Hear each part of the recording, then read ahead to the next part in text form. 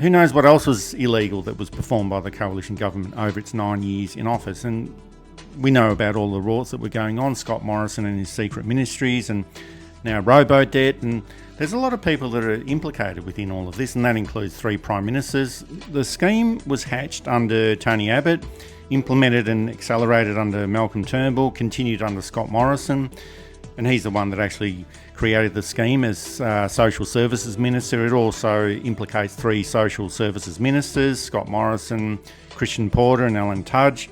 So making sure that something like Robodebt never happens again, as good and as fantastic as that would be, for me, that just isn't satisfying enough. Tony Abbott, Malcolm Turnbull, Christian Porter, they're out of politics at the moment. Morrison is a political nobody. Alan Tudge is extremely damaged goods after this debacle and his behaviour during the affair that he had with staffer Rachel Miller. And I'm not sure what sort of punishment needs to be meted out to these people, but someone needs to take responsibility and be punished for their responsibility for Robodebt, whether they're still in politics or not. Sometimes I think you don't want to put Scott Morrison into jail because he still gets free board, free food, free clothing. I think you should strip him of all pensions and entitlements, strip him of all assets, and send him out to try and make it in a real world, in a real job. I think Christian Porter, jail is the only solution for him. Alan Tudge, I think, to be honest, all 3 of them, given what we know so far and given that this would still require a trial, but I think on balance of probabilities, jail terms for all of them wouldn't be inappropriate and not be allowed to stand for public office again. And probably for some of those senior public servants too, who basically demonstrated dereliction of duty. Oh, I knew stuff was going to happen, but I couldn't be bothered because I had something else to do.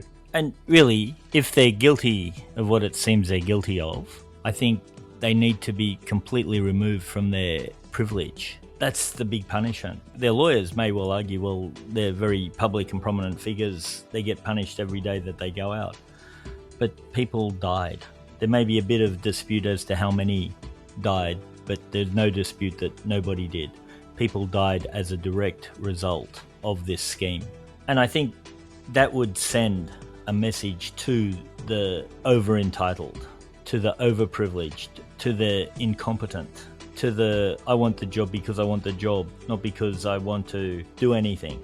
I'm not saying that people who have done well for themselves, people who've been educated at private schools, people who come from wealthier families shouldn't be allowed to run for parliament, per se. But the parties and the voters need to ensure that whoever they bring in should be working for the best interests of the country. And Tudge, Porter, Morrison didn't do that.